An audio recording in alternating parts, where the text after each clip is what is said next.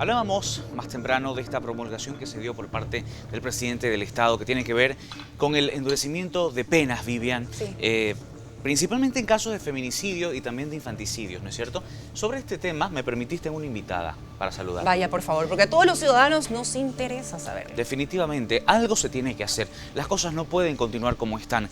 Es decir, nos estamos acostumbrando o mal acostumbrando a que esto parezca normal cuando no debe ser así. Yo decía hace un momento, licenciada, aprovecho de darle la bienvenida, nosotros como sociedad, como ciudadanos, también tenemos que indignarnos, porque si no pasamos a ser pasivos en una situación en la que no deben existir los pasivos. Bienvenidas, ¿cómo le va? Hoy estoy con Ana Paola García, la doctora Ana Paola García, directora ejecutiva de la Casa de la Mujer.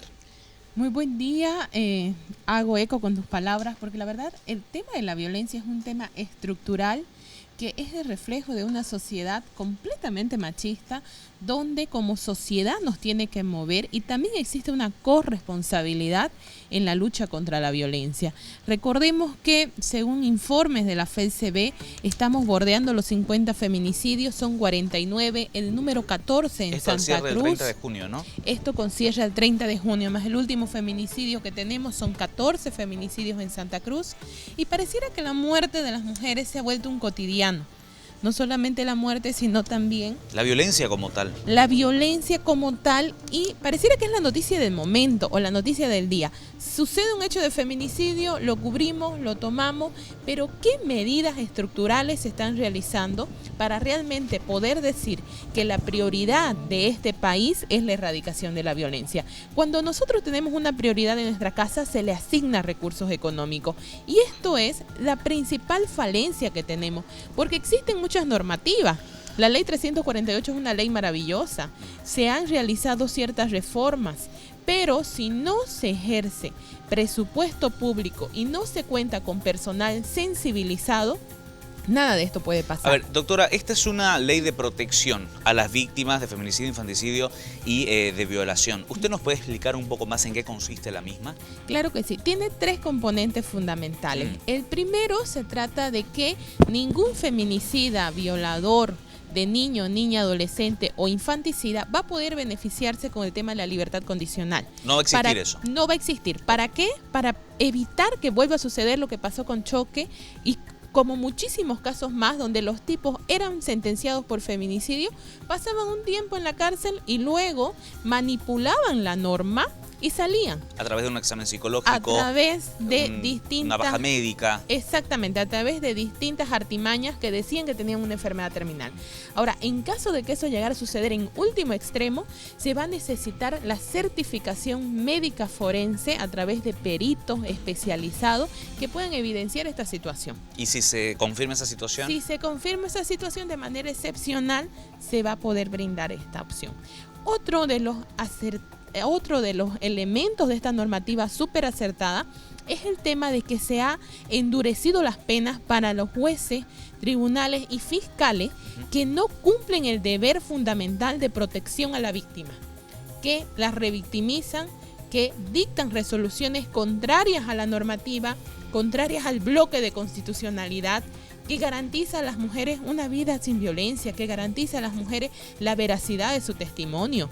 Entonces, es necesario tener herramientas que también se puedan sancionar a esas malas autoridades que no cumplen con su deber y dejan a las víctimas en completa desprotección. ¿En cuántos casos que hemos tenido? Suicidios, feminicidios que se intentaban tapar por suicidios. Entonces, todos los ciudadanos, toda la sociedad... Como el que pasó recién. Como lo que pasó con la locutora también. Exactamente. También como lo que pasó con Diana Porcel.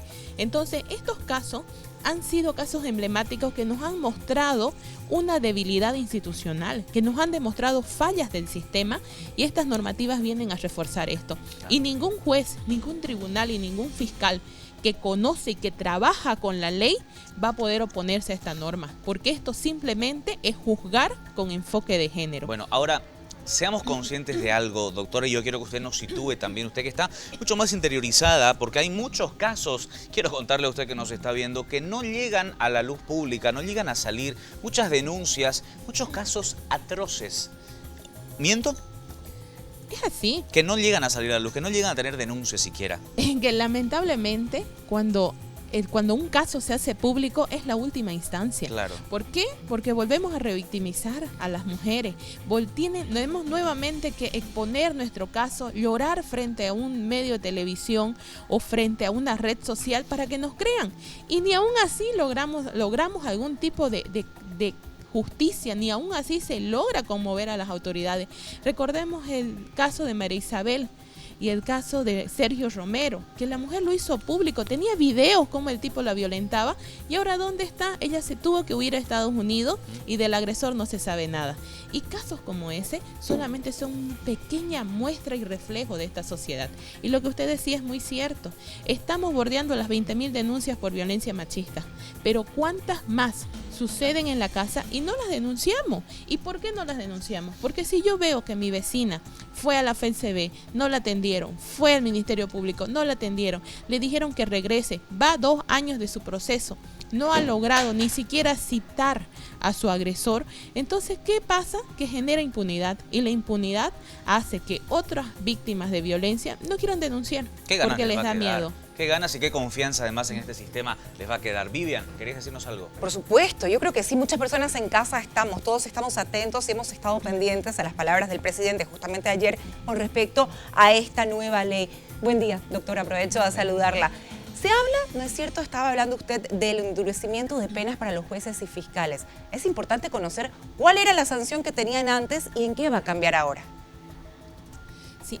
Desde julio del 2021 ya se había ampliado, por ejemplo, la figura del prevaricato al Ministerio Público, y hoy lo que se ha hecho es endurecer las penas, casi en 1/3 podríamos hablar del endurecimiento de ellas, pero era necesario, y tenemos que entender que esto no es contra el Ministerio Público, ni es contra los jueces ni tribunales. Esto es contra servidoras y servidores públicos que revictimizan a las mujeres, que las orillan con sus resoluciones completamente sesgadas, muchas veces a volver a las mujeres con sus agresores. Claro. Porque si dentro de la ruta crítica no encuentran justicia, no les dan medidas de protección a las mujeres que han sido víctimas, niñas y adolescentes que han sido víctimas de violencia sexual cuando eran menores de edad y logran hablar cuando ya tienen 18 años, increíblemente hasta el mes pasado se sentaban delante de su agresor, haciendo caso omiso a las convenciones y a lo que persigue la minoridad. Esto ya no pasará. Y al proceso como tal. Y al proceso, nosotros como Casa de la Mujer tutelamos a un tribunal en el sistema de justicia, en el Tribunal Séptimo, se logró una tutela judicial. ¿Por qué? Porque como ella tenía 18 años, pese a que cuando la vulneraron sexualmente tenía 13, quería el tribunal verla al frente de su agresor. Quería el tribunal que ella soporte todo el proceso del juicio mirándolo a los ojos. Y eso es terrible, es un doble crimen, es una doble violación que realiza el sistema judicial. Doctora, tengo una pregunta más. Ahora, a partir de esta ley, ¿qué va a pasar con aquellos feminicidas, violadores que no han cumplido su sentencia? Van a tener que cumplirla. Van a tener que cumplirla porque ya no se van a beneficiar por ningún tipo de libertad condicional. Si se los sentencia a 30 años, ahora, ¿no es se los tiene que realizar, sí. Se tiene que realizar, se tiene que cumplir la normativa. Se tiene que reencauzar el proceso. Tienen que estar los 30 años y se tiene que reencauzar. Recordemos que a raíz de lo que se abrió de la investigación de los casos de feminicidios y de violencia sexual, se han aperturado y se encontraron más de 250 casos similares al de choque. A ver, esto es un avance, sin duda alguna, pero es un gran avance recién, es un paso que se está dando en muchos que hay que dar. Sitúenos, por favor. Es solamente un pequeño paso que tenemos que dar. Favorable en el avance formal de lo normativo. En los avances formales pueden seguir existiendo normativas, pero si no realizamos un proceso serio de sensibilización de aquellas autoridades públicas, pero no solamente me refiero a capacitación, porque un título puede tener cualquiera, puede realizar un título de maestría, de diplomado, se lo puede realizar, pero el tema de creer y querer superar las situaciones de violencia, de entender esa situación, necesitamos procesos de sensibilización profundo, necesitamos asignación presupuestaria, hay sobrecarga de trabajo, los fiscales en Santa Cruz solamente son 22 asignados a la ley 348, entonces, ¿qué quiere decir esto? Que cada fiscal lleva aproximadamente entre 1000 causas por año, entonces es demasiado, necesitamos presupuestos, hay que fortalecer los sistemas de atención, y sobre todo necesitamos la declaratoria de alerta. Tenemos un mensaje que nos llega a través de nuestro número 785-03819 y le agradecemos a usted que nos está escribiendo porque ¿a quién no le interesa lo que estamos hablando, Charlie? ¿Qué dice el mensaje? Y los que fuimos víctimas de violencia y seguimos buscando justicia, ¿qué hacemos?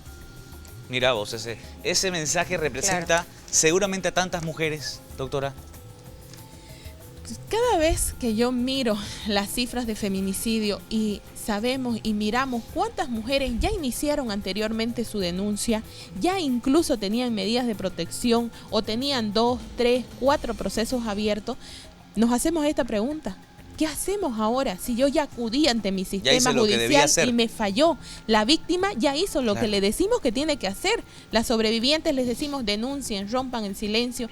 Pero ¿qué pasa si se topan contra una pared gigante? Un sistema que les da la espalda, ¿no? Que se llama un sistema completamente machista que todavía considera y culpabiliza a las mujeres de los procesos de violación. Tenemos que seguir, la respuesta es que tenemos que ser valientes y cuando hay algún tema de vulneración de nuestros derechos y un proceso de violencia institucional dentro del mismo sistema que me debe de proteger, debo de denunciarlo. Debo de tomar sus nombres, debemos de denunciarlo. Ahora ya tenemos una herramienta donde los podemos procesar hasta por 20 años y se tienen que activar las normativas. Bien. Y tenemos que tener sentencias ejemplarizadoras también en caso de que los servidoras y servidores públicos dejen en desprotección a las víctimas. Gracias, doctora Ana Paula, por acompañarnos. ¿Sí?